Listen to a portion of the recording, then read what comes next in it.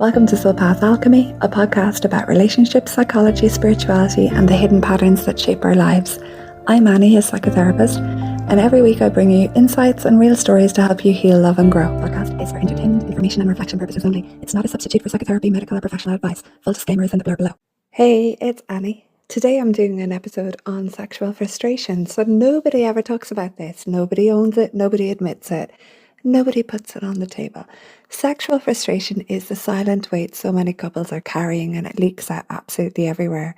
If you don't face it, it shows up sideways in overworking, overeating, overdrinking, overdoing anything to dull the ache.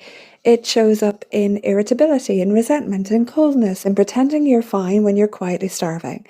And here's the thing, sexual frustration isn't just about sex, it's psychodynamic to its core. It tells us about desire, about power, about shame, about how honest or dishonest we're willing to be with the person we love the most. So today we're going to do a kind of an overview on this because sexual frustration is normal. It's corrosive if it stays unspoken, and it's the silent killer of intimacy, and unless you talk about it, it will eat away at you in your relationship. So I'm going to look at what it really is, why it matters, and how it quietly shapes power, intimacy, and fairness. And more importantly, I'm going to talk about what it takes to face it honestly, because until you do, frustration will own you. Let's start by being really clear about what I'm talking about. Sexual frustration is the chronic dissatisfaction that builds when desire isn't met. It's that restless, gnawing tension you feel when your sexual needs and longings have no outlet within your relationship. It can be a physical ache, but more often it's an emotional one. A sense of being unseen, unwanted, untouched. And here's the part nobody says out loud. Sexual frustration is so normal from time to time. Every couple goes through it. It's not a sign that your relationship is doomed or that you're defective in any way. It's simply what happens when two people with two different nervous systems, two different libidos, two different lives try to share intimacy over time. Desire will never be perfectly symmetrical. That gap is inevitable. But just because it's normal doesn't mean it's harmless. In fact, frustration is like acid. Left unspoken, it quietly corrodes the bond between you. You stop reaching for your partner, you stop risking vulnerability, you start pulling away emotionally even if you're still sharing a bed. And the cruel irony is that the more you suppress your frustration, the more it will grow. Just think about it. When you're hungry and you can't eat, hunger sharpens. When you're thirsty and there's no water, thirst intensifies. The very same is true of sexual needs. If it's consistently unmet, it doesn't just go away, it festers. And that festering frustration seeps into every corner of a relationship. You snap at your partner over little things, you withdraw affection. There's a kind of a tit for tat kind of behavior that I see going on when people come to therapy. You compare your relationship to other people's relationships and you fantasize about escape. And all the while, you're carrying the unspoken truth, I'm simply not being met here. So here's where the psychodynamics come in. Sexual frustration is rarely just about sex. It's about meaning. When your partner does not respond to your desire, it can simply feel like a rejection of you. Not just your body, but your whole self, your worth, your desirability, your place in their life. And once that story takes root, frustration quickly turns into shame. So inner thoughts such as, oh my God, what's wrong with me? Why don't they want me? Or into resentment. How dare they keep me waiting, starving, begging? And that is why sexual frustration is so corrosive if it's left unspoken. Because the story you tell yourself in silence is almost always harsher than the truth. Maybe your partner is stressed, exhausted, hormonally imbalanced, or emotionally shut down for reasons that have nothing to do with you. But without dialogue, you don't know that. All you know is the sting of being turned away, and that sting grows sharper the longer you carry it alone. So here's what I want you to take in. Sexual frustration is not a pathology. It's not a person failing. It's not something shameful. It's normal. It's human. And yes, it happens in every relationship because relationships go through seasons. but it's also dangerous when ignored. Because if you don't give it words, it will find expression in other ways, sideways, underground, in resentment, overwork, numbing behaviors, and sometimes even betrayal. So naming it doesn't solve it, but it does change it. And the moment you can say to your partner, I'm frustrated, I need more, I don't want to keep this hidden, you shift from corrosive silence into potential repair. And that is where real intimacy begins. Not in pretending frustration isn't there, but in daring to name it and speak it. So sexual frustration, when it's unspoken, becomes this silent killer of intimacy. And I don't say that lightly. I've sat with so many couples who on the surface look so fine. They share a house, they raise kids, they go on their holidays, they laugh together, they go through the day-to-day motions together. But underneath, one or both are carrying years of unspoken resentment and frustration. It hums like an electrical current beneath absolutely everything. And eventually it kills the spark between them. And here's why. Intimacy requires honesty. It thrives on transparency. When you withhold the truth about your desire, when you swallow the words, I need more, I feel unwanted, you build a wall between yourself and your partner. And you might think you're protecting them from hurt or avoiding conflict or keeping the peace. But what you're really doing is starving the relationship of oxygen, because intimacy cannot survive in an atmosphere of falseness, of pretense. And it's not just the withholding itself, it's what happens around it. You see, frustration will always leak out sideways. People get snappy, they become passive aggressive, they find themselves rolling eyes and sighing, or feeling irritated by their partner in ways that they can't quite name.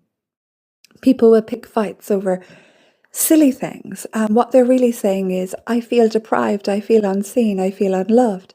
And if the frustration goes on long enough, sometimes I see people starting to play games, and that is not healthy. So there's a withholding of affection to make the partner feel what you feel. People flirt with someone else to spark jealousy. They might begin emotionally cheating, or they bury themselves in work, children, friends, anything at all, so that they avoid facing the ache in their own bedroom. And little by little, the bond will erode. And this is why I call sexual frustration a silent kind of killer, because the relationship doesn't usually blow up in a dramatic affair or a screaming match. It dies quietly. It dies in avoidance. It dies in two people who stop touching, stop talking, stop daring to tell the truth. The body is still there. The house is still there. The routines are still there, but the intimacy is gone.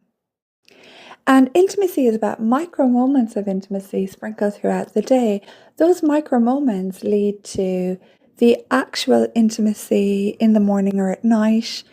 And make no mistake, sexual frustration doesn't just live in the body, it takes root in the psyche. The partner who wants more starts to believe they're unlovable. The partner who wants less starts to feel hounded, pressured, or inadequate. And each begins to interpret the other's behavior through a lens of resentment and shame. And once those stories are written, well, they're hard to unwrite. So let's say this really clearly. If you don't talk about your frustration, you're guaranteeing that it will destroy your intimacy. Maybe not today, maybe not next week, but eventually. Because intimacy can survive dire discrepancies, but it cannot survive dishonesty. And not saying it is leaving it out, it's lying by omission. And here's the paradox. The moment you actually name your frustration, the danger shrinks. Yes, it might sting a little. It may provoke temporary conflict, but at least then you're dealing with the reality instead of shadows. And at least then there's a chance for repair.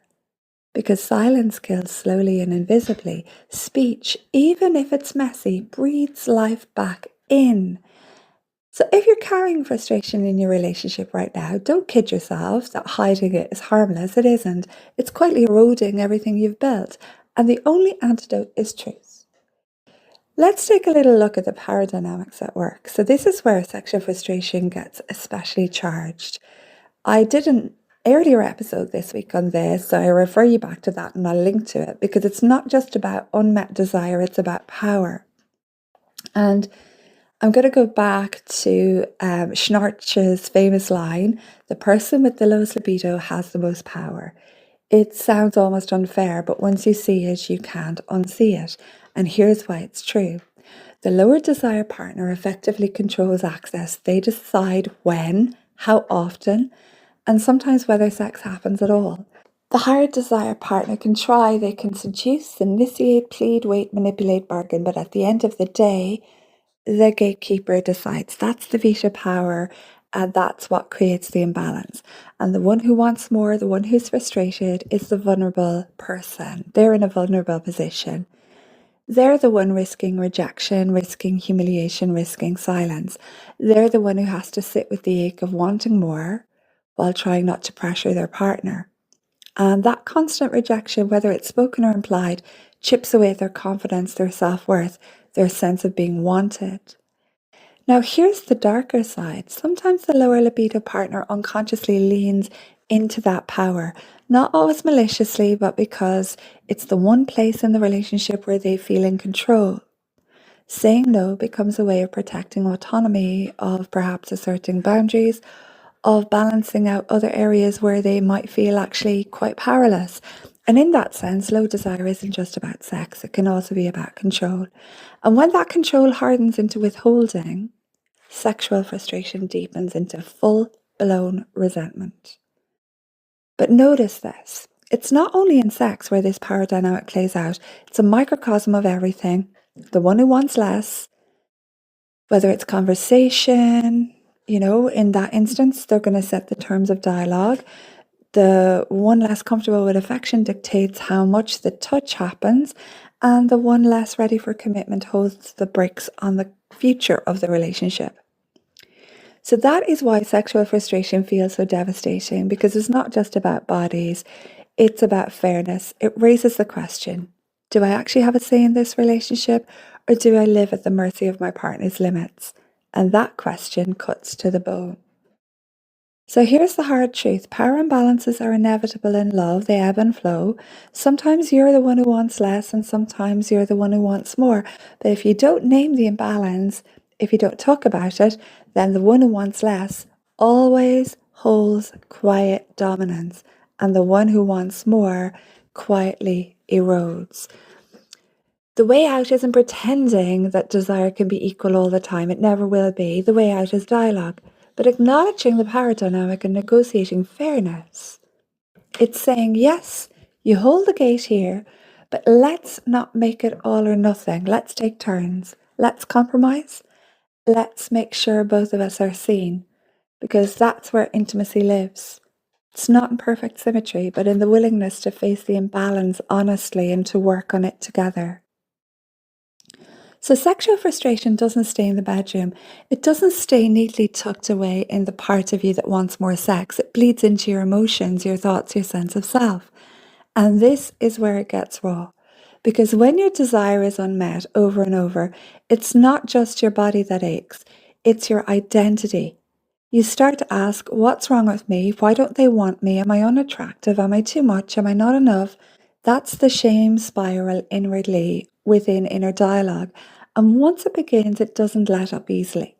Shame tells you the problem is you, when in reality, the problem is the silence, the imbalance, and the unspoken frustration. And if shame doesn't take the wheel, oh, trust me, anger will, resentment will. So anger at your partner for holding all the power, anger at yourself for not speaking up sooner, anger at the unfairness of wanting to be close and being told no again and again and again. And this is why so many couples fight about small things. Oh, let me see. Yeah, dishwasher, laundry, clothes on the floor, who left lights on, toilet seats, petty arguments. They're all a river of unspoken anger about not feeling wanted. There's always a need underneath it all. And then there's loneliness. This is one of the most painful effects. There is nothing more lonely than two people not meeting each other's needs within a relationship. So few things are more isolating than lying next to someone every night and feeling unwanted. That quiet rejection, repeated over time, makes an individual feel invisible. You can be in a long-term relationship. You can have either, live together for years and years and years. You can have added the piece of paper to it and be married. You can share a home. You can raise kids together. And you can still feel utterly alone in your own bed. That loneliness eats at the fabric of connection until it becomes easier to retreat into your phone, your work, your children, anything but your partner. I see so much phone addiction really and truly attached to this. And slowly, very slowly, self-worth erodes. You stop seeing yourself as desirable and you stop daring to initiate. You stop reaching out because rejection feels inevitable.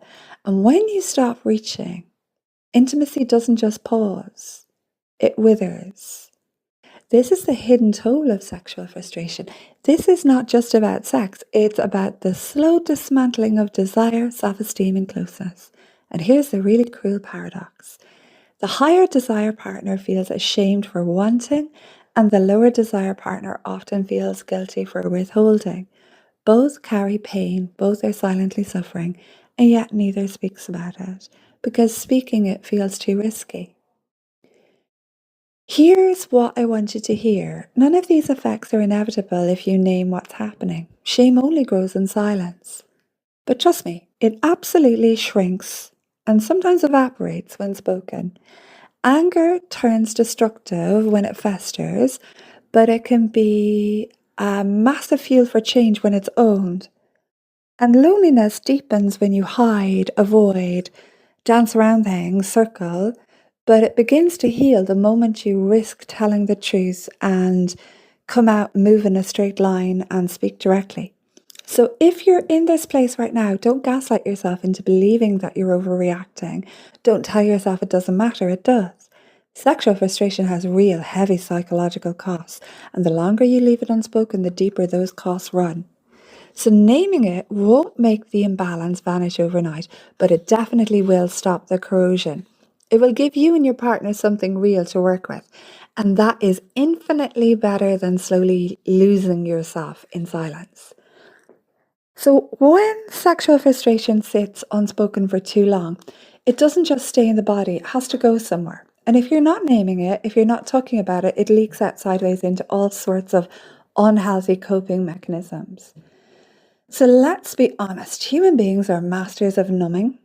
They drink, they eat, they binge watch, they scroll until their thumbs ache. They shop online, they chase the high of parcel deliveries.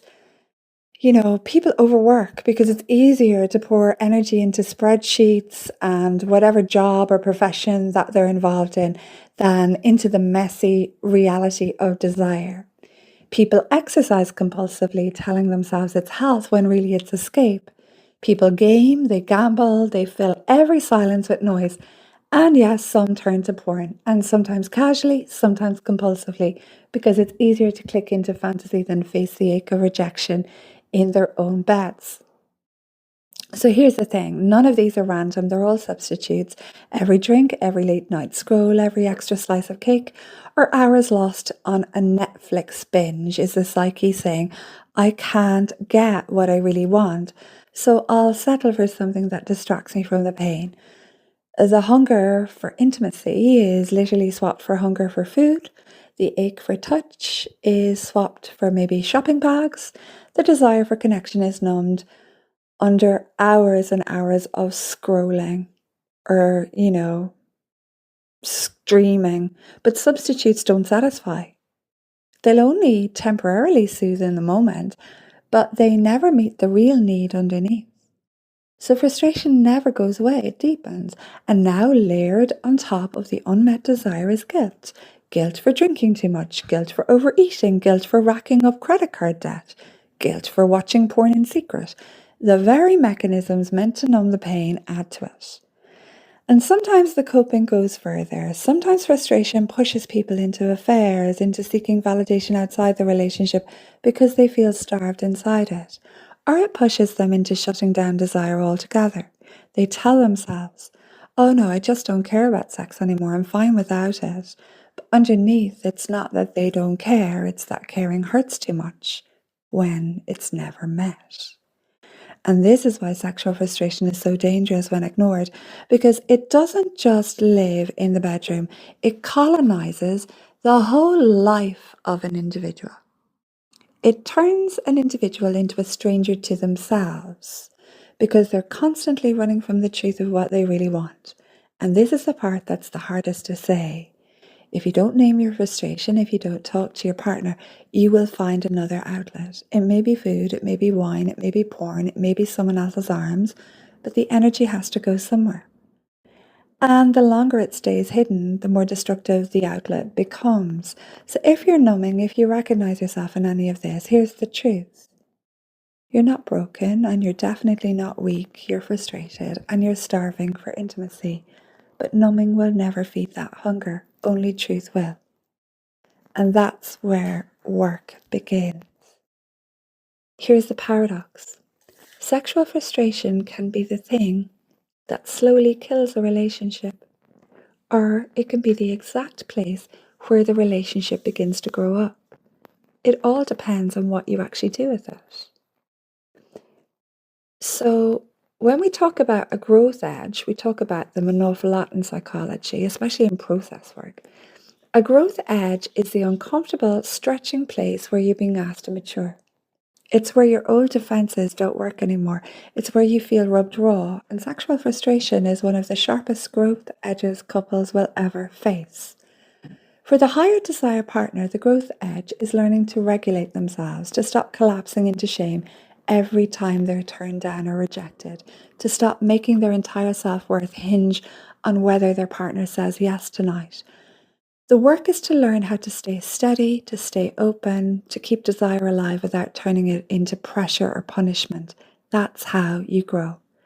So for the lower desire partner, the growth edge is different. The work is to stop hiding behind withdrawal, to not be afraid of conflict, to stop using no as your only form of power, and to stop punishing through refusal. Your growth is to risk engagement, to risk saying yes sometimes, even when you feel it's inconvenient, because fairness and love matter more than comfort, especially fairness. To risk honesty about why you're withholding instead of leaving your partner to drown in silence. That's how you grow. And this is the heart of it. Sexual frustration is not just a problem to solve, it's an invitation to grow. It's a crucible. The fire that either burns the relationship down or forges it into something stronger. Because when you face frustration, honestly, you're forced to negotiate, to compromise, and to bring equality back into the space. And that is what happens when people love maturely. That's what mature love requires. So too often couples treat frustration like some kind of shameful secret to be locked in a cupboard. Trust me, that cupboard gets like pretty overstuffed. And if it means the relationship is broken, they really ponder and feel shame. But in reality, it means that you've hit the edge where intimacy deepens. Because real intimacy, it isn't built on sameness. It's built on two people learning how to hold on to themselves while staying connected through difference. And that's what the growth edge demands, differentiation. Can you want more without crumbling when your partner says no? And can you want less without hiding behind refusal? Can you stay honest, open, and engaged, even when it would be easier to shut down or walk away? And when you both step into that, frustration stops being corrosive, it becomes fuel.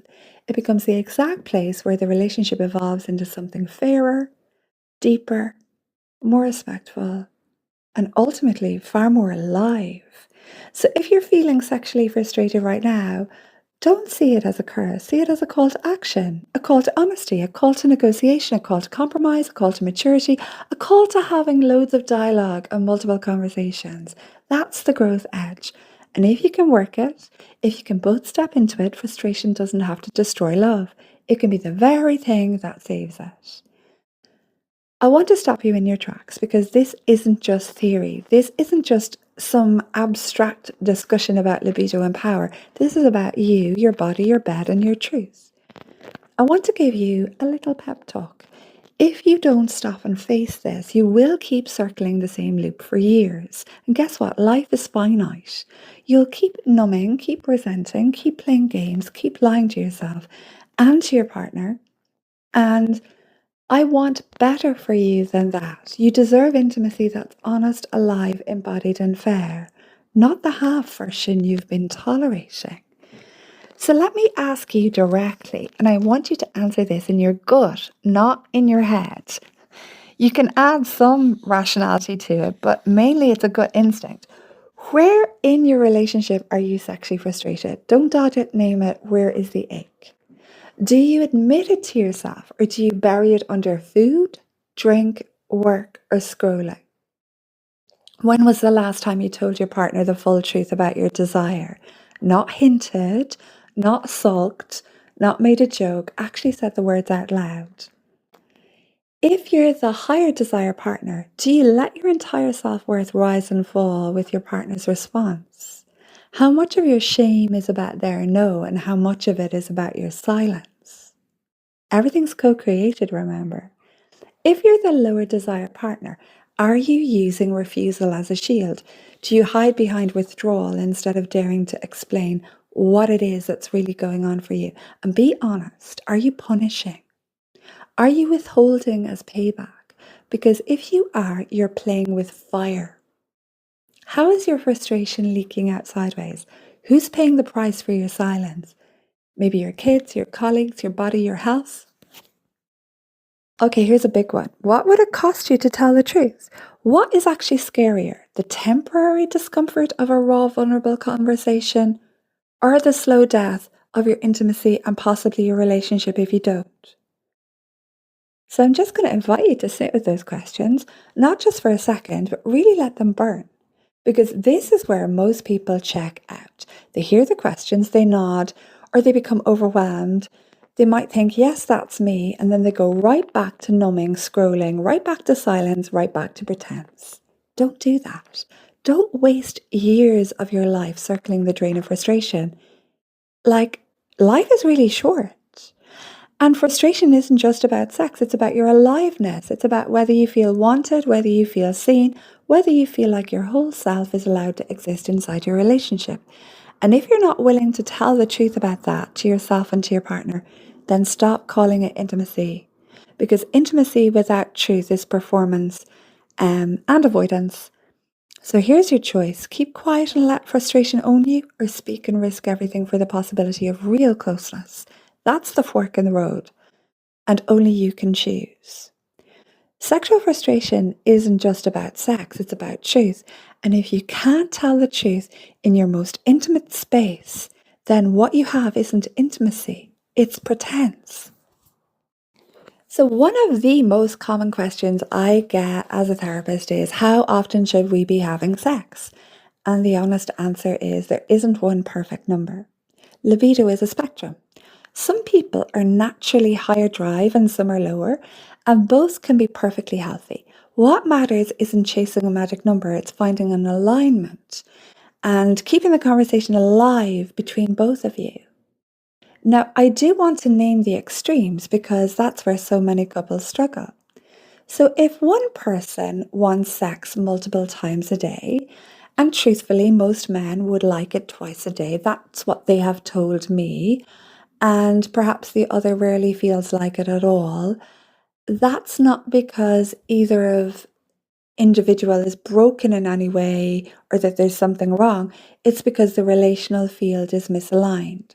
And when sex disappears completely for months on end, it's usually not about desire alone. It can be a red flag that something else is happening. Perhaps some kind of emotional disconnection, unspoken built up resentment, maybe a lot of stress or even health issues. And all of that is worth taking really seriously and having a deep conversation about. So what is a healthy rhythm? Well, for many bonded couples, somewhere between 2 and 5 times a week feels right. This can flex with age, health, stress, and life stage. For some, once a day, or maybe if the male would like it twice a day, the compromise might be once a day. Or for other couples where there's a little lower of a drive, every second day might be the sweet spot because it balances intimacy with sustainability. But some people find it absolutely fine to have sex twice a day or once a day. For others, it looks a little different. And here's the truth. Sex is never just about frequency. It's about quality. It's about emotional safety. It's about repair after conflict. The oxytocin that softens the nervous system and the immune and hormonal benefits are massive. The sense of coming home to each other's bodies. One deeply connected encounter can feed a relationship far more than 7 mechanical ones that leave people feeling cold. So maybe the better question isn't how often you should be having sex. Maybe it's, do we both feel wanted? Do we feel connected? Does the rhythm we found together leave us nourished, or does it leave one of us resentful? So it's important to have a conversation about that. If you can stay really curious about those questions and be willing to meet each other somewhere in the middle, you don't just find a number, you find a way back into each other, into each other's hearts, minds, bodies, and that is what matters most. So here's the part nobody ever tells you. When you actually do the work on your relationship, the messy stuff, the truth telling, the cleaning up as you go, the getting real about who you are and what you want, you don't end up having less sex with age, you end up having more. And it's better. Because you stop giving a flying bleep about half the nonsense that tied you up in knots in your 20s. You're not worried about how you look and whether your thighs are squishy or you feel like your bum looks big or the size of your anatomy or whether you're performing well enough. You're free, and freedom is sexy. The couples who keep growing emotionally often end up with a sex life that's far richer, more playful, more frequent in their 40s, 50s and beyond than they ever had in their so-called prime. It's not just quantity, it's quality. They try more things, they laugh more in bed, and they make love in so many variations and in so many different ways that it actually nourishes them. It's not just to scratch an itch or discharge stress. So if you're younger and you think passion naturally burns out with age, that's a lie. And if you avoid the work, yes, it will wither. If you do the work, it'll deepen. Sex becomes less about proving something and more about being together. And that's when people discover that they want it more often, not less. So many of the arguments I sit with in couples work aren't really about who forgets what or chores or dishes or child pickups. They're about sex, or more precisely about the absence of it. Unspoken hunger leaking sideways as irritation, disappointment, everything dressed up as logistics, longing camouflaged as criticism. Sexual frustration has a way of slipping its costume on and showing up at the dinner table as fighting about absolutely nothing and snapping about absolutely nothing. And I'm not saying that's true for everyone. You are the experts on your own lives. I'm just saying from my chair, I see it more often than people realize, and I find it fascinating. Because when couples finally name it for what it actually is, everything shifts. The rows aren't about the chores anymore. They're about the body, the touch, the wanting, the ache, the yearning, the longing. And guess what? That's a very different conversation. Here's the reality. Frustration will either own you or transform you. It'll either push you into silent secrets and sideways numbing, or it will force you to grow up and face what you've been avoiding. Sex, intimacy, power, money, they're all linked. Whoever wants less sets the pace, but equality comes from negotiation, compromising, and taking turns with honesty. That is the crucible. That's the growth edge. So if you really love someone, truly love them, you don't abuse the power you hold. You use it gently, humbly, and fairly. You speak, you listen, you take turns, because fairness is love. Respect is love. Honoring each other is love. And sexual frustration, when it's brought into the light, can actually become the spark that reignites everything you thought was lost. I'm Annie, and this is Path Alchemy. Thank you for listening. If this episode moved something within you, please share it with just one person who might need to hear it today. And wherever you are, I hope you have a really lovely day.